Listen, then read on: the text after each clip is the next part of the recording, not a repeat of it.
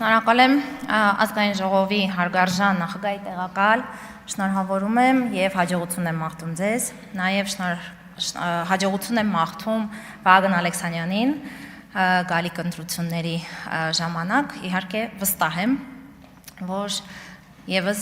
մեծ պատասխանատվությամբ մոտենալու եք ձեր աշխատանքներին եւ ընտրվելու եք իհարկե, որտեղ մենք միաձայն ձեզ ենք ընտրելու, պարոն Վահագն Ալեքսանյան։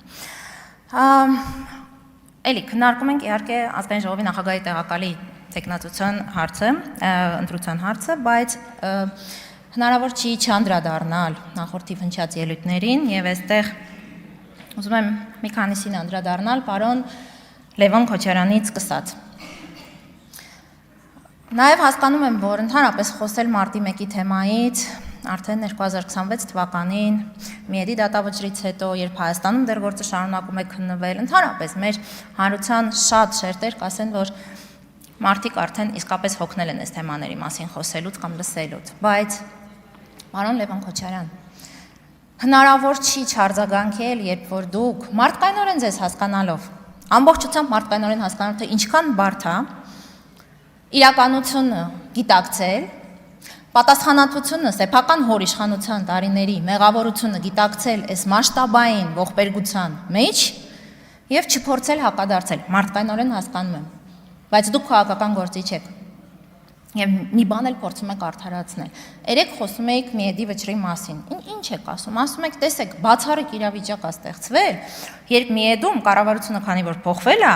դիմող կողմը եւ պատասխանող կողմը նույն կողմից են։ Հետեւաբար, ինչ խնդիր կա, բարձր որ Միեդը այդ որոշումը պետք է կայացներ։ Մի հատ էլ ասում եք, ձեզ չեն լսել։ Չէ, պարոն Քոչարյան, դա այդպես չի բազմաթիվ պատճառներով։ Նախ եւ առաջ, սկսենք նրանից, որ սա բացառիկ իրավիճակ չի։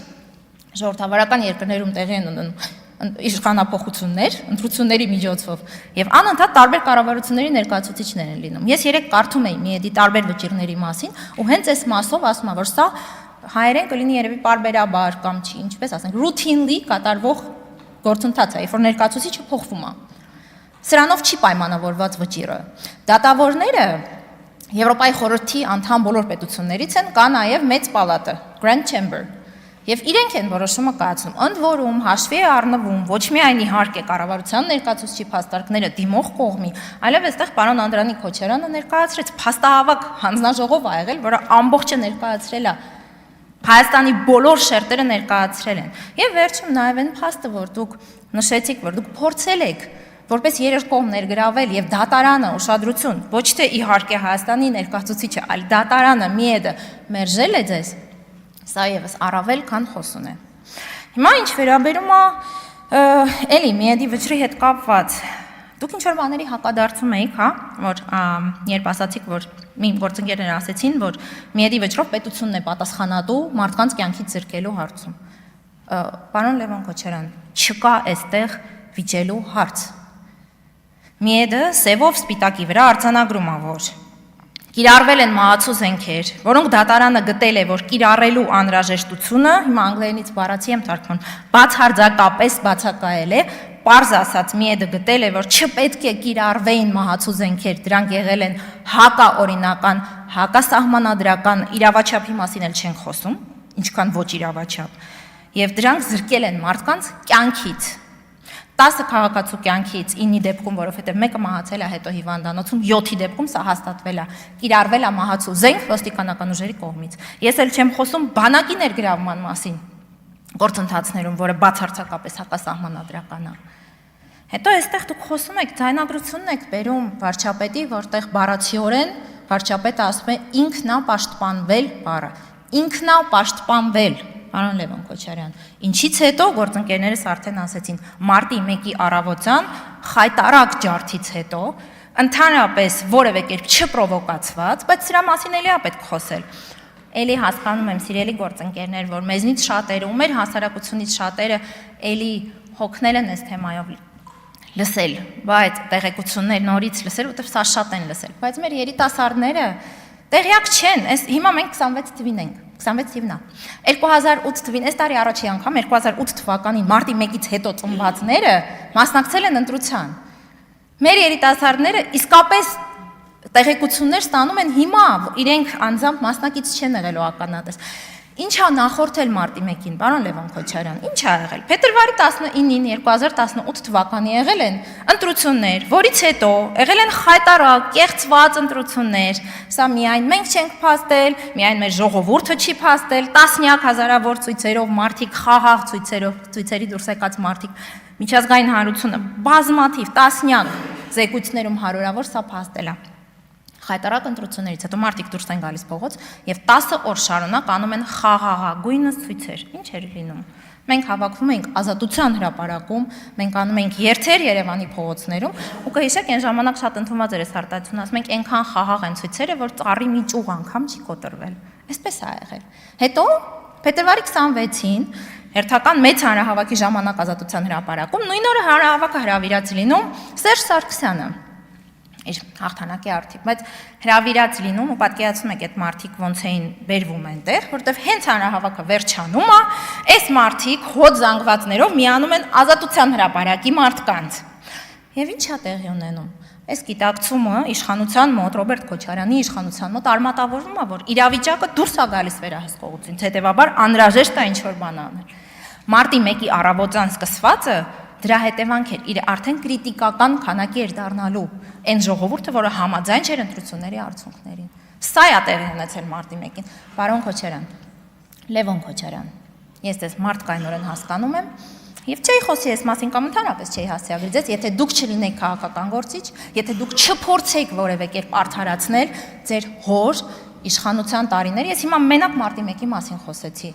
Այստեղ Մեսրոպ Մանուկյանը կոռուպցիայի մասին է խոսում, ասում է ժողովուրդ ոնց ասում եք հիմա էլ չկա, այդ լուրջ ուզում եք ասեք այսօր ոչ մի պաշտոնյա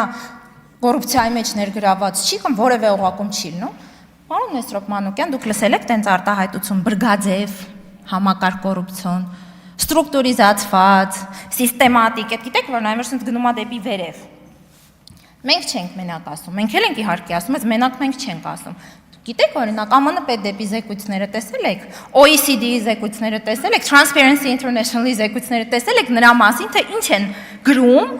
մինչև 2018 թվականի Թավշյա ոչ բռնի ժողովրդական հեղափոխությունը Հայաստանում կոռուպցիայի մասին։ Իմիջիալոց սա նաև կապվում է այն մյուս թեմայի հետ, որին ուզում եմ արձագանքել տիկին Աննա Գրիգորյան, որ վերջացնեք խոսել, երևի լսեք։ Հեռախոսով որ խոսեք։ Հա չեք խոսում, շատ լավ։ Դուք զարմանում եք, վրդովում եք, հակադարձում եք, երբ որ մենք ասում ենք, որ ձեր վերջին 5 տարիների գործունեության ելույթների արդյունքում ձեր խմբակցությունը այստեղից, այսքանից տեղափոխվեց այնտեղ, դարավ այսքան։ Ասում եք ոնց 2017-ին մոռացաք, քանի հոգի էր այնտեղ նստած ընդդիմությունից, ինչ եղավ 18-ին։ Գիտեք, տիկին Գրիգորյան, սա ինչի մասին է խոսում, Աննա Գրիգորյան։ Ինչի մասին է խոսում, որ դուք ոնց 18-ին չհասկացաք ինչի էր եղել հեղափոխությունը։ 19-ին էլ, չգիտեմ, ջանում եք 19-ին թե չէ, 20-ի նորից համարաբար փորձում եք, 21-ին եղան ընտրություններ, արդյունքները եղան, էլի չհասկացաք, 22-23 սրբազան, սրբազնագույն շարժումներ եւ այլն, փրկության շարժումներ չհասկացաք, 23-ին Լեռնային Ղարաբաղից մեր հայրենակիցները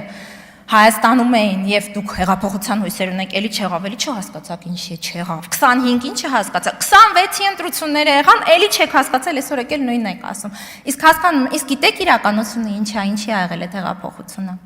Այնքան պարզ է։ Ուրեմն 18 թվականին եւ դրանից առաջ Հայաստանի Հանրապետությունում չկային, ֆիզիկապես գոյություն չունեին քաղաքացիներ, չկար մարդ, որը գտներ, որ Հայաստանում ընտրությունները չեն կեղծվում։ Չկային այդպիսի մարդիկ։ Անգամ իշխանության ներկայացուցիչների ընտանիքների անդամները ոչ թե անգամ, այլ հատկապես իրենք շատ լավ գիտեին ինչ մեխանիզմներով արվում, որտեղ ներգրաված էին դրա մեջ շատերը։ Բոլորը ուղղակի գիտեին, որ Հայաստանում ընտրությունները կեղծվում են։ Բոլորը գիտեին, որ Հայաստանում չկա օրենքի գերակայություն։ Չեմ ասում օրենքի առաջ բոլորը հավասար են ու այսօր չկա որևէ օրենքի խախտման դեպք, բայց համեմատության եզր չկա։ Կար անարդարության տոտալ ու գլոբալ զգացում, որը համակել էր ժողովրդին։ Եթե էլ չեմ խոսում բանակից, միլիոն բանից կարելի է խոսալ։ Չկար օրենքի գերակայություն, չկար արդարության զգացում եւ չկար ընտրական իրավունքի իրացման հնարավորություն։ Դրա համար եղավ հեղափոխությունը։ Կարող եք որևէ եզր այսօր բերել սրա հետ ու ասել, որ հնարավոր է այսօր հեղափոխություն դրա համար։ չքննարկենք, բայց ես չհասցրի, ժամանակը սպառվեց էլի շատ կարճ էր, Տիկին Թագոյի Ղազարյանի ասած 15 ժամից 15 չէ, լավ, մի ժամ գոնե կհատկացնեի պարոն Կարապետյան ձեզ 30 վայրկյան կամ 10 վայրկյանում ավարտեմ։ Ես ուզում եմ ողջունել, որ դուք հայ քաղաքական մտքին վստահում եք եւ գտնում եք, որ մենք կարողանալու ենք լուծել մեր հարցերը, այլ հարց է, եւ խաղաղություն հաստատել եւ կարեւորում եք խաղաղությունը, այլ հարց է մեր բոլոր տարբերությունների այդ հարցում,